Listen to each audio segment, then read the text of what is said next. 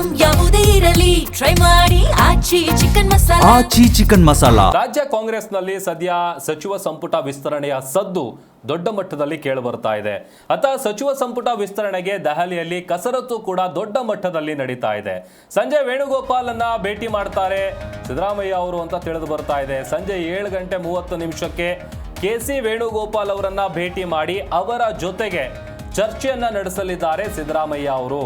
ಸಚಿವ ಸಂಪುಟ ವಿಸ್ತರಣೆಯ ಕುರಿತು ವೇಣುಗೋಪಾಲ್ ಅವರ ಜೊತೆಗೆ ಚರ್ಚೆಯನ್ನು ನಡೆಸ್ತಾರೆ ಸಿದ್ದರಾಮಯ್ಯ. ತಮ್ಮ ಆಪ್ತರಿಗೆ ಹೇಗಾದ್ರೂ ಮಾಡಿ ಅವಕಾಶ ಕೊಡಿಸಬೇಕು ಅನ್ನುವಂಥ ಪ್ರಯತ್ನವನ್ನ ಸಿದ್ದರಾಮಯ್ಯ ಅವರು ಮಾಡ್ತಾ ಇದ್ದಾರೆ.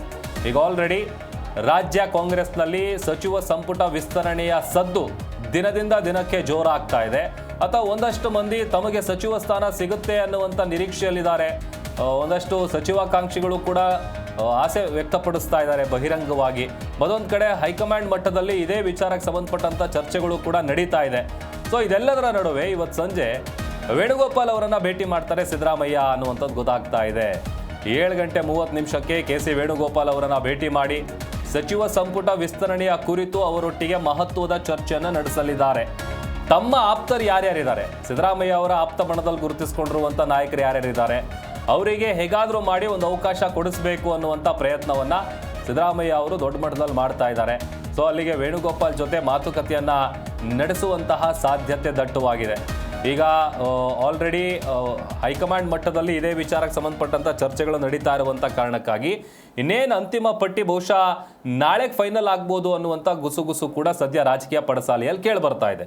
ಇದೆಲ್ಲದರ ನಡುವೆ ದೆಹಲಿಯಲ್ಲಿ ಬಿಡುಬಿಟ್ಟಿರುವಂಥ ಒಂದಷ್ಟು ಸಚಿವಾಕಾಂಕ್ಷಿಗಳು ಕೂಡ ಸಾಕಷ್ಟು ನಿರೀಕ್ಷೆಗಳನ್ನು ಇಟ್ಕೊಂಡಿದ್ದಾರೆ. ತಮಗೆ ಹೇಗಾದರೂ ಮಾಡಿ ಕ್ಯಾಬಿನೆಟ್ ವಿಸ್ತರಣೆ ಆಗುತ್ತಲ್ಲ ಅದರಲ್ಲಿ ಅವ್ರಿಗೂ ಒಂದು ಅವಕಾಶ ಸಿಗುತ್ತೆ ಅನ್ನುವಂಥ ನಿಟ್ಟಿನಲ್ಲಿ ಆಸೆಗಳನ್ನ ಇಟ್ಕೊಂಡು ಕಾಯ್ತಾ ಇದ್ದಾರೆ.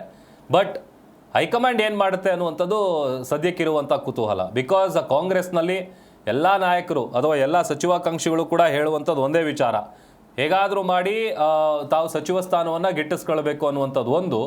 ಅಟ್ ದ ಸೇಮ್ ಟೈಮ್ ಏನೇ ಆದರೂ ಕೂಡ ಹೈಕಮಾಂಡ್ ಏನು ನಿರ್ಧಾರ ತೆಗೆದುಕೊಳ್ಳುತ್ತೆ ನಾವು ಅದಕ್ಕೆ ಬದ್ಧ ಅಂತ.